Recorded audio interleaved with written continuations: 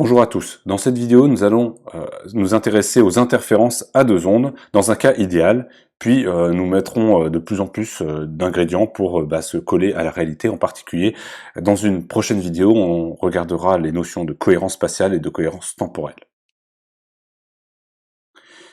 Alors voilà, on a deux sources monochromatiques parfaites, une source S1 ici et une source S2, et le but du jeu c'est de savoir ce qu'on va observer au point P ici, où on place un détecteur, un œil, un luxmètre ou n'importe quoi qui peut capter la lumière.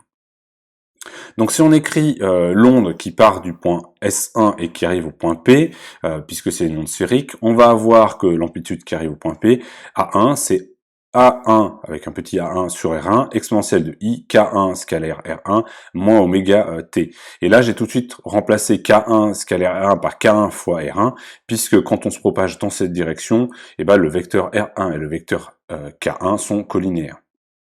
On a déjà vu ça précédemment. On a ici K1, c'est 2π sur lambda. Voilà. Alors on va faire la même chose avec la source 2 et on va obtenir à peu près la même forme d'équation. On a A2, donc l'amplitude provenant de la source S2, qui est égale à petit a2 sur R2, exponentielle de I K2 fois R2 moins oméga 2 T, avec un K2 qui est 2π sur lambda 2. Par définition, voilà. Ça nous servira pour plus tard, c'est pour ça que je vous le mentionne maintenant, mais pour l'instant, on va se concentrer sur cette partie.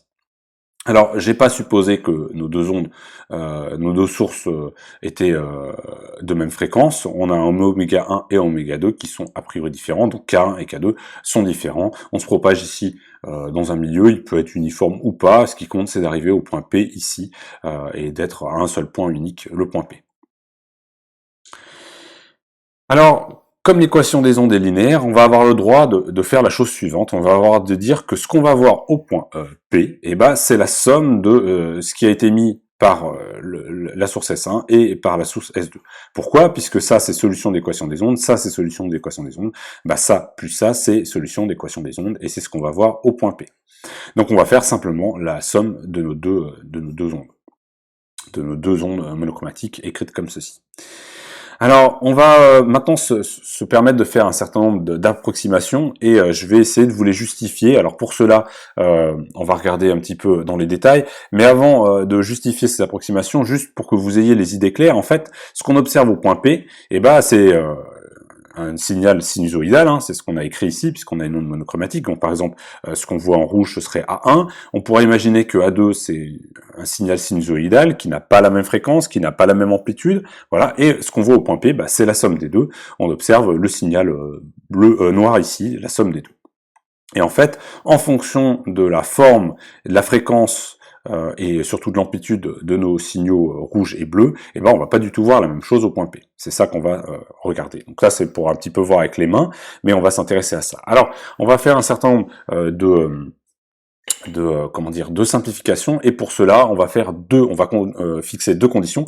Ces conditions ne sont pas obligatoires pour avoir des interférences, c'est pas le nécessaire, mais ça va être des conditions qui vont nous permettre de mener à bien les calculs, sinon ils sont trop compliqués, et donc pour les simplifier, voilà, on va se positionner avec deux conditions. Ces deux conditions, ce sont les suivantes. On va considérer que l'amplitude, que le terme A1 est égal au terme A2, c'est-à-dire que mes ondes émettent, mes sources émettent exactement la même amplitude à la source, et donc voilà, on va voir la même chose à une distance donnée, et on va considérer que R1 est très proche de R2. En fait, ça, ce sont des conditions qu'on va respecter lorsque l'on va faire les interférences, et nous verrons dans une prochaine vidéo pourquoi en fait cette condition est nécessaire. Ça vient du fait que nos deux faisceaux, nos deux rayons, nos deux ondes doivent être cohérentes temporellement, et donc il faut que R1 soit proche de RD, sinon on perd cette cohérence et on n'a pas d'interférence. Mais pour l'instant, comme on est en train de regarder des sources idéales, il n'y a pas de souci, on va juste, pour les calculs, imposer que R1 est proche de R2. Alors si on prend nos équations, maintenant on a remplacé A1 et A2 par A, hein, puisque c'est le même, autant mettre A, on va reprendre ces équations et voir quelle est l'influence du fait que R1 soit proche de R2. Alors si on fait ça, R1 moins R2 devient très petit, et très petit devant R1, ça c'est sûr. Et donc, prenons deux ordres de grandeur. Si on prend R1 de 1 mètre, et par exemple R2 de 1 mètre et plus 2 mm, et ben R1 moins R2 c'est 2 mm, très bien. Donc si on calcule A sur R1 et A sur R2, et ben vous allez voir qu'on va avoir quelque chose de très proche, puisque dans un cas on va diviser par 1, et dans un autre cas on va diviser par 1,002. La différence est très faible, on est de l'ordre du millième, et donc finalement on va considérer qu'au point P, comme R1 est très proche de R2, et ben on a les mêmes amplitudes. Donc ce terme-là, les mêmes amplitudes d'onde, hein, je parle. Donc ici, ce terme-là, finalement, il va parfaitement ou très proche, être très proche de celui-ci. Voilà la première simplification qu'on va faire.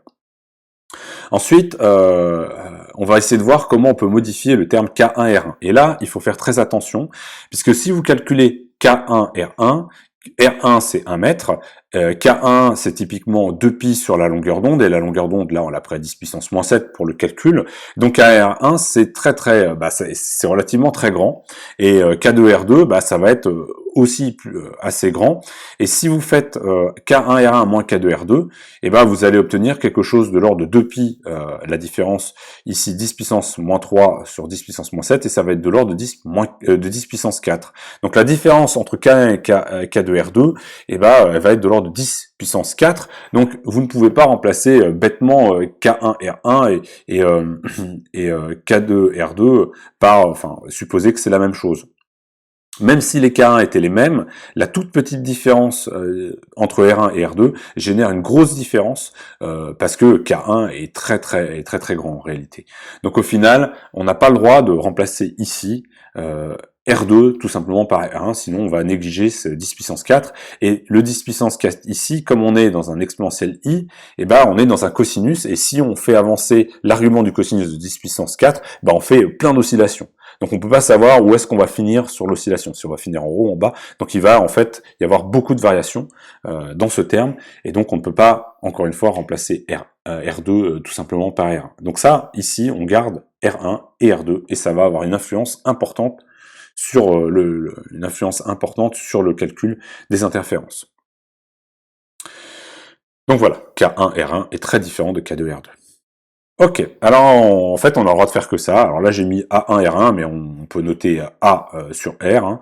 Et on va encore simplifier les choses, puisque ce terme-là, on va considérer qu'une fois qu'il est fixé, il est fixé.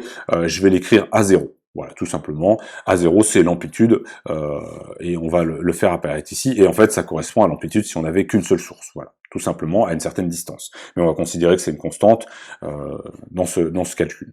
Donc on se retrouve avec exponentielle i K1 R1 moins oméga 1 T plus exponentielle i K2 R2 moins oméga 2 T. Alors maintenant, qu'est-ce qu'on peut faire? On peut extraire la partie réelle. Je vais le faire ici avec la partie réelle. Je vais faire tout le calcul avec la partie réelle. C'est plus compliqué avec les réels, mais ça va être plus simple à comprendre. Donc voilà, on va le faire avec les réels pour que vous compreniez bien ce qui se passe. Et dans une prochaine vidéo, une vidéo sûrement très courte, je referai exactement le même calcul, mais tout en complexe, et vous verrez que ça va beaucoup plus vite, c'est beaucoup plus simple, mais par contre, au point de vue physique, c'est peut-être un peu moins compréhensible, donc c'est pour ça que j'ai choisi de repasser dans la partie réelle. Donc je prends la partie réelle de ça, j'ai A cosinus K1 R1 moins oméga 1 T, plus cosinus K2 R2 moins oméga 2 T, voilà. Et on va utiliser une petite formule de trigonométrie. Quand on a cosinus x plus cosinus y, ça c'est 2 cosinus x plus y sur 2 fois cosinus x moins y sur 2. Donc allons-y. Si on fait ça, on a ce terme-là plus celui-ci est divisé par 2, donc on va faire la moyenne de la phase ici avec celle-là, et on va diviser par 2, on obtient donc, là ici j'ai séparé la partie spatiale de la partie temporelle, donc on a K1 R1 plus K2 R2 divisé par 2, la moyenne des K1 R1, K2 R2, divisé par 2, et puis oméga 1 plus oméga 2, le tout fois T divisé par 2, donc ça revient à faire la moyenne des pulsations. Et ici, par contre, dans ce terme-là, ça va être la différence, hein, c'est x moins y divisé par 2, donc c'est la demi-différence. Je vais donc, d'un côté, mettre la partie spatiale, K1 R1 moins K2 R2 divisé par 2, et ici, la partie temporelle, oméga 1 moins oméga 2 fois T sur 2. Si on regarde ça, on a aussi le 2, hein, ne l'oubliez pas, qui apparaît ici, puisqu'ici en fait on a la somme de 2 cosinus, donc on pourrait varier maximum de 2, puisque chaque cosinus varie de -1 à 1, donc là on pourrait varier de -2 à 2 si c'était parfaitement en même temps, donc là on a un coefficient 2 qui apparaît naturellement. Ok, alors maintenant on va regarder un petit peu dans les détails chacun de ces termes. Si vous regardez ça, c'est la moyenne des phases. La moyenne des phases, très bien, la moyenne des phases spatiales. Ici, vous avez oméga 1 plus oméga 2 sur 2, la moyenne des pulsations. Ce terme-là, il va osciller rapidement. Si on fixe R1 et R2, cette partie-là ne bouge pas dans le temps. Oméga 1 et oméga 2, ce sont des fréquences, des pulsations, pardon, qui correspondent à celles de la lumière. Donc on est autour de 10 puissance 15 Hz. Donc ce terme-là va osciller 10 puissance 15 fois par seconde. Parce que même si oméga 1 est différent d'oméga 2, en moyenne, ça tourne autour de 10 puissance 15. Donc ça va être un terme qui va osciller au point de vue temporellement, qui va osciller très rapidement. Typiquement 10 puissance 15 Hz. Ce terme-là, lui, c'est la différence des phases spatiales. Donc ici, ça peut être grand, ça peut être petit, en tout cas c'est quelque chose de fixe quand on a fixé notre point P. Et ce terme-là, lui, c'est la différence des pulsations qui intervient oméga 1 moins oméga 2.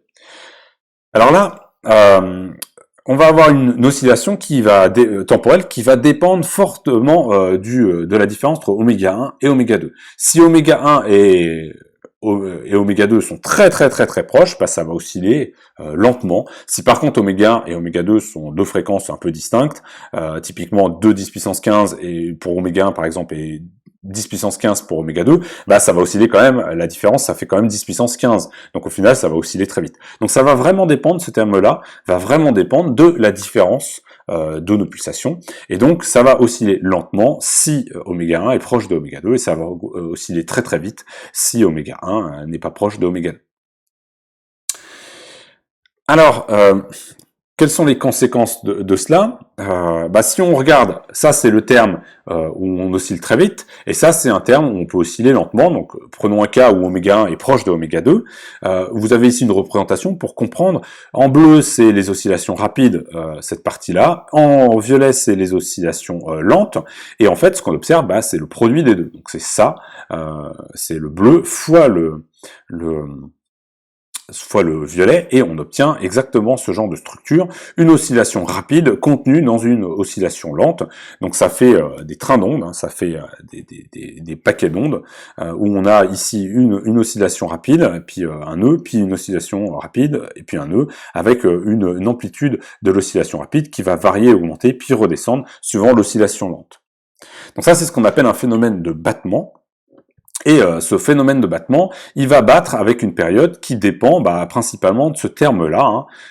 C'est le oméga 1 moins oméga 2 qui va vous donner le temps, et vous pouvez calculer la période, et on montre que la période, c'est 2π sur la delta oméga, la différence des pulsations.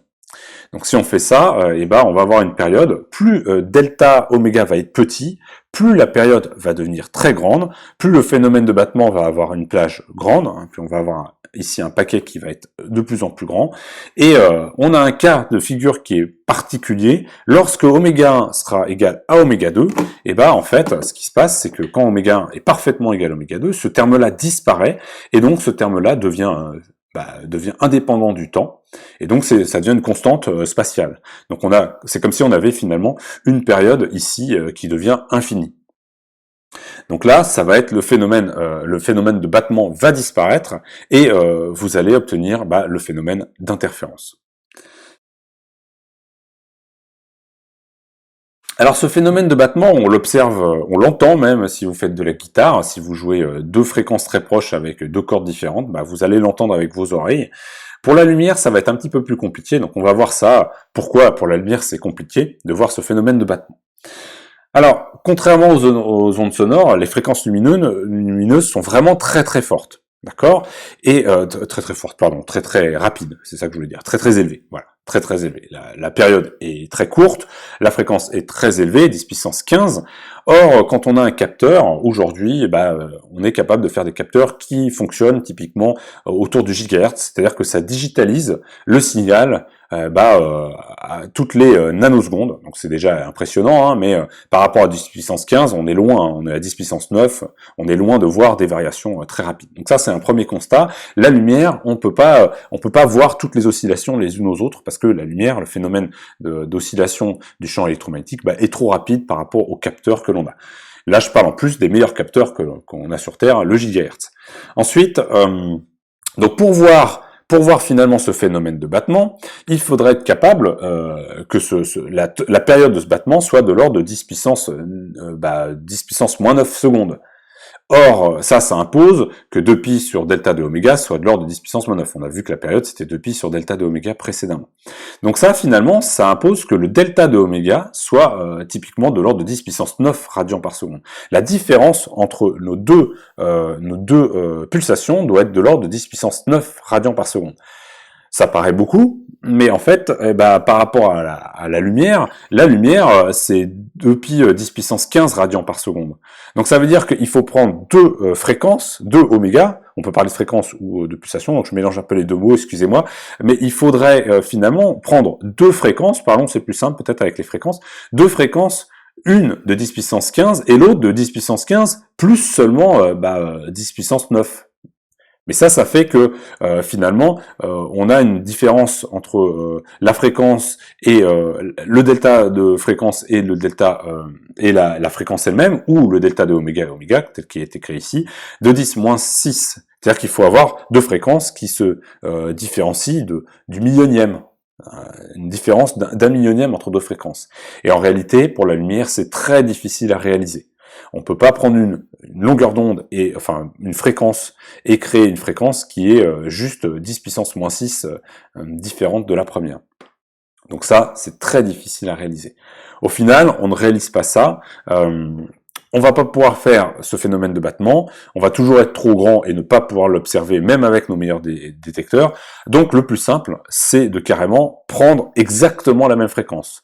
Donc là, on se retrouve dans un phénomène où les battements disparaissent, ou deviennent infinis, et la période devient infinie, et c'est ce qu'on va appeler le phénomène d'interférence. Donc par la suite, on va supposer, pour aller plus loin, que oméga 1 est parfaitement égal à oméga 2, et je le noterai naturellement oméga.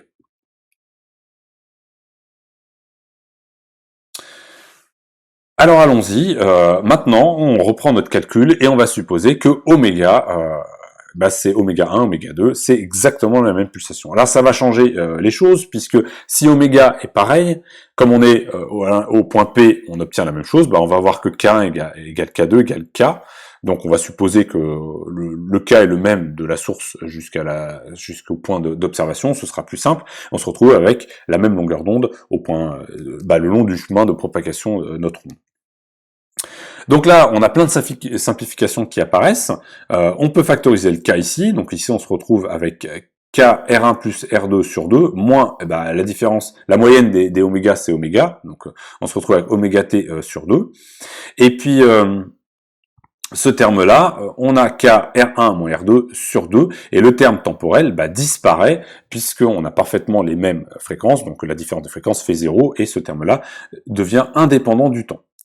Alors, voilà, ici on a un terme qui dépend du temps et de l'espace, et ici on a un terme qui ne dépend plus que de l'espace. Et ici c'est la demi-différence des phases. On va le garder en tête, puisque on va voir que c'est vraiment le terme le plus important. Ce terme-là, en fait, va disparaître pour une autre raison, j'y reviens tout de suite, mais ce terme-là, ici, dans le cosinus, c'est la demi-différence de phase qui apparaît. Alors, si on regarde bien, finalement, ce terme-là, c'est un terme qui va osciller entre moins 1 et 1, très très vite, à 10 puissance, typiquement 10 puissance 15 Hz, donc on a plein d'oscillations, et ce terme-là, il va imposer la valeur maximale, puisque là, on va varier entre A0 cosinus de K R1 moins R2 sur 2, valeur max, et moins A0 cosinus de K R1 moins R2 sur 2, donc entre là et là. Ce terme-là, finalement, va jouer sur la phase, sur l'amplitude de mon onde, sur le maximum et le minimum, puisque c'est une constante, et il n'y a que ça qui va faire qu'on va évoluer et osciller dans le temps. Donc finalement, le maximum va dépendre, le maximum de mes oscillations là, va dépendre de ce terme, et donc va dépendre de la demi-différence de phase. Ok, je m'aperçois qu'il manque un 2 ici, il a dû disparaître dans mes transparents, et donc ici il y a un 2 aussi qui doit apparaître. On va le récupérer, je pense, plus loin. Ok, alors maintenant, qu'observe un œil ou un détecteur finalement? Parce que ça aussi, ça va avoir une influence importante. On a vu qu'un détecteur, il y en a différents types, et ben un détecteur, que ce soit votre œil, il va être sensible à l'énergie qui va être véhiculée par l'onde électromagnétique. Et le flux d'énergie, on va l'obtenir à partir du vecteur de Poynting. Donc ça, je vous renvoie sur vos cours d'électromagnétisme passés. Ça va pas avoir d'importance forte par la suite, mais c'est quand même quelque chose qu'on va utiliser maintenant. Donc allez regarder ça, ou au moins regarder un petit peu sur le vecteur de Poynting. En gros, l'énergie qui va être véhiculée par l'onde est donnée par E vectoriel B sur mu0. On en a déjà parlé, je crois, dans une vidéo précédente. Donc, on avait vu aussi que B et K formaient un trièdre direct. Donc, si vous faites, on avait montré que B, c'était K vectoriel E sur oméga, quand on était avec une onde plane monochromatique ou une onde sphérique monochromatique, ce qui est le cas là. Donc je remplace B par cela, et si on pousse un tout petit peu le calcul, on voit finalement que la norme du vecteur de Poynting, il va être donné par E, vectoriel K, vectoriel E, hein. Et comme tous ces vecteurs K vectoriel E, c'est perpendiculaire à E, on obtient que c'est finalement E au carré fois K sur oméga mu0. Donc la norme du vecteur de Poynting est donnée par ça, et finalement, si on modifie un tout petit peu l'écriture, je vous laisse faire le calcul, hein, j'ai juste remplacé K par sa donnée en fonction de oméga, on obtient que c'est E au carré sur epsilon. Donc finalement, le flux d'énergie va directement être donné par le champ électrique au carré, par la norme du champ électrique au carré. Ok, ça c'est la première chose. Et la deuxième chose, on va garder ça en tête pour la suite, la deuxième chose, c'est qu'on a vu que finalement, nos capteurs, ils tournaient au maximum au gigahertz, et la plupart sont moins rapides, donc finalement, les oscillations à 10 puissance 15, ils ne les perçoivent pas. Ils vont voir un signal moyen au cours du temps. Donc il va falloir prendre une moyenne sur plein d'oscillations, hein, puisque si on est à 10 puissance 9 Hertz d'observation et qu'on a 10 puissance 15 Hertz, on va faire 10 puissance 6 oscillations avant de faire une mesure, en fait, sur une mesure. On va intégrer donc ces 10 puissance 6 oscillations lors d'une mesure. Donc finalement, on voit un signal moyen sur largement plein d'oscillations. Donc finalement, on va donc voir sur un capteur le champ électrique au carré moyenné sur le temps. C'est ça qu'on va observer.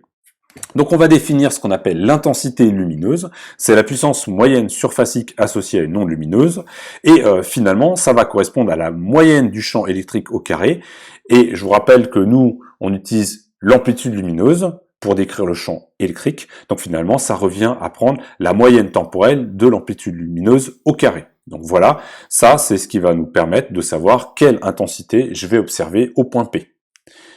Donc maintenant, on prend notre équation, et puis on prend la moyenne au carré, la moyenne temporelle au carré, ça c'est le symbole moyenne temporelle. Donc en gros, on a le 2 qui devient 4, le A0 qui devient A0 carré, le cosinus qui donne un cosinus carré de K R1 moins R2 sur 2. Là, il n'y a pas de temps, donc j'ai pas besoin de faire la moyenne. Et je vais prendre la moyenne temporelle de cosinus carré de K R1 plus R2 sur 2 moins oméga T sur 2. Voilà ce que j'obtiens. Et une fois qu'on a fait ça, il n'y a plus qu'à traiter la moyenne temporelle de ce terme, mais en réalité, ça va osciller très très vite, donc c'est la moyenne d'un cosinus au carré, et la moyenne d'un cosinus carré, c'est 1,5. Ça, il faut le savoir, hein, sur un grand nombre de périodes, ça va être 1,5, puisqu'on va en fait osciller entre, un cosinus ça oscille entre moins 1 et 1, un cosinus carré ça oscille entre 0 et 1, donc en moyenne, ça tourne autour de 1,5. Donc ça, la moyenne temporelle va donner 1,5, et finalement j'obtiens 2 à 0 carré cosinus carré de K R1 moins R2 sur 2. Ça c'est l'amplitude, l'intensité lumineuse, moyenne que l'on va observer au niveau du point P. Et vous voyez que le temps a disparu. Ça vient du fait que on a un détecteur qui va regarder plein d'oscillations puisque la fréquence va très vite. C'est une grosse différence entre l'optique et les autres types d'ondes, par exemple les ondes acoustiques, où là on peut être sensible à des variations, hein, mais là nous, la fréquence des ondes électromagnétiques étant tellement élevée, eh ben on ne peut pas voir toutes ces oscillations, on n'est pas capable de les voir, peut-être qu'un jour on le sera, hein, mais pour l'instant on ne l'est pas, et donc en tout cas pas avec un détecteur, et ni nos yeux encore moins, donc au final on est sensible à la moyenne temporelle du champ électrique au carré. Alors, on va faire une petite comparaison. On va comparer l'intensité que l'on voit. Donc ça, c'est l'intensité, c'est ce que je viens d'écrire. Hein. L'intensité avec deux sources de même fréquence, exactement les mêmes fréquences. On obtient cette intensité au point P. J'aimerais la comparer avec une seule source, avec l'intensité qu'on verrait avec seulement une source. Donc j'ai éteint la source qui était en bas là, au point P, mais avec exactement les mêmes conditions. Donc même fréquence, même amplitude initiale, etc. Même point P. Donc on se retrouve exactement les mêmes conditions. Donc si on fait ça, l'amplitude de la source P, P1, je l'appelais AP1, et si vous pouvez écrire les choses en prenant la partie réelle, c'est A0 cosinus de K R moins oméga T. Ça c'est très simple, hein, j'ai remplacé le A sur R, le petit a sur R par A0, comme je l'ai fait avec les deux sources, et j'ai juste écrit K, on a dit que c'était K1 c'était K, donc voilà, le R, j'ai appelé cette distance R, et le oméga, et c'est la même pulsation que nos deux sources initiales. Donc si je fais ça et que je calcule l'intensité cette fois-ci lumineuse, je vais prendre ça au carré, le moyenner dans le temps.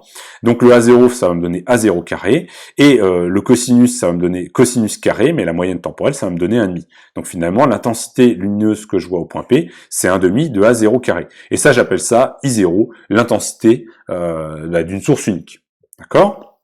Donc 1,5 de A0 carré, c'est l'intensité d'une source seule. Et vous voyez ici que j'ai 2 A0 carré. Donc finalement, je pourrais écrire ce qui est marqué ici comme 4 I0. 2 A0 carré, ça représente 4 I0, cosinus carré de K R1 moins R2 sur 2. Ça a une conséquence intéressante, c'est que au point P, je vais voir une intensité en 4 I0, cosinus d'un terme. Ce terme-là, il peut varier, puisque c'est un cosinus carré, il peut varier entre 0 ou 1. Donc finalement, IP peut au maximum prendre la valeur de 4 I0. Donc cela va dépendre de la position où on est, en fonction de ce terme-là, la différence des phases qui est ici, la demi-différence des phases. Mais ce terme-là, s'il prend la valeur 0, au point P, je vais voir rien, je ne vais rien voir, donc j'aurai aucune intensité. Et si par contre ce terme-là vaut 1, je vais voir 4 fois l'intensité d'une source seule. Alors ça c'est assez paradoxal, hein. J'ai deux sources, et je vais me retrouver avec des endroits dans l'espace où j'ai rien, pas de signal, et des endroits où je vais avoir 4 fois le signal d'une source unique. Donc voilà, ça c'est exactement le principe des interférences. Voilà, c'est résumé ici. L'intensité dépend donc de la position du point P. Elle va donc dépendre principalement de R1 moins R2, hein, puisque c'est le terme qui va varier lorsqu'on va déplacer notre point P. Elle peut donc prendre toutes les valeurs entre 0 et 4 fois l'intensité d'une source seule. Lorsqu'on aura 0, on va dire qu'on a des interférences qui sont totalement destructives, puisqu'on n'a plus du tout de signal, alors que lorsque on va avoir 4 fois l'intensité d'une source seule, on va dire que les interférences sont constructives. Alors on étudiera un petit peu plus ça dans les détails, mais tout dépend finalement de ce terme-là, le K R1 moins R2 sur 2, c'est-à-dire la demi-différence des phases spatiales. Et donc, en gros, ce qui va se passer, c'est imaginons que, donc là on a deux sources, je sais pas pourquoi j'en ai mis qu'une, mais on a les deux sources qui arrivent au point P. Imaginons que nos deux sources là, elles donnent exactement le même signal, totalement en phase, c'est-à-dire que là, on le voit pas, mais R1, l'amplitude qui vient de la source 1 et l'amplitude qui vient de la source 2 donnent exactement le même signal ici en orange. Et ce que je veux obtenir en P, en amplitude, ça va être la somme des deux, donc c'est exactement le signal vert ici. On a donc deux signaux qui vont être parfaitement en phase, la différence de phase va être nulle, et la moyenne de ça va me donner 4I0. Interférence constructive. Si par contre, je me mets dans une situation où j'ai mes deux sources qui émettent une onde ici qui correspondrait par exemple à A1, et une onde ici en bleu qui correspond à A2. Mais ces ondes sont parfaitement en opposition de phase. Donc on déplace R1 et R2 pour que, on ait exactement la même fréquence, mais en opposition de phase. Là, si je fais la somme du bleu plus le orange, j'ai tout le temps 0. Et là, je suis en opposition de phase, je me retrouve dans le cas où ce terme-là va faire 0 et j'ai pas de signal, je suis en interférence destructive. Enfin, il faut imaginer qu'il y a tous les cas intermédiaires, hein. Là, par exemple, j'ai pris deux signaux un petit peu déphasés. Donc là, ce terme-là va pas tout à fait donner 1, il va donner quelque chose d'un peu plus petit. Et on va se retrouver avec finalement un signal qui vient de A1 et un signal de A2 qui sont légèrement décalés en phase. Et on a quand même une oscillation, mais cette oscillation va pas être maximum. On va trouver quelque chose d'inférieur à 4I0. Et puis on peut être dans un autre cas, plus proche de celui-ci, où là, c'est pareil, on a des signaux qui sont pratiquement en opposition de phase, mais pas tout à fait, donc on va avoir une oscillation quand même, le résultat va donner un signal qui va osciller, et on va pas tout à fait en opposition de phase, on aura donc un signal plus proche de 0, mais pas totalement égal à 0. Donc tout va dépendre de la position du point P dans l'espace, et on va voir, soit rien du tout, soit un signal qui peut progresser jusqu'à 4 fois l'intensité d'une source qui aurait été seule. Voilà. Maintenant, ce qu'il nous reste à faire, c'est étudier certains systèmes pour comprendre un petit peu comment qu'est-ce qu'on va voir sur un écran. Donc, par exemple, si je plaçais ici un écran, qu'est-ce que je verrais si je mettais deux sources comme ceci. Mais finalement, on a déjà traité le phénomène d'interférence. Le phénomène d'interférence, c'est donc la superposition de nos deux ondes et regarder ce qu'on va observer sur un détecteur réel qui, lui, ne va pas être sensible à la fluctuation hyper rapide du champ électrique. Nous allons donc voir dans les prochaines vidéos un ou deux montages, et puis après on peaufinera un petit peu parce qu'il y a une partie de la physique qu'on n'a pas encore vue dans ça, sur les interférences à deux ondes, et puis après, une fois qu'on aura fait tout ça, on s'intéressera aux interférences à plus de deux ondes, puisqu'on peut très bien en mettre 3, 10, 1000, et on verra comment on peut faire un montage avec des ondes suffisamment bien décalées pour pouvoir faire des calculs.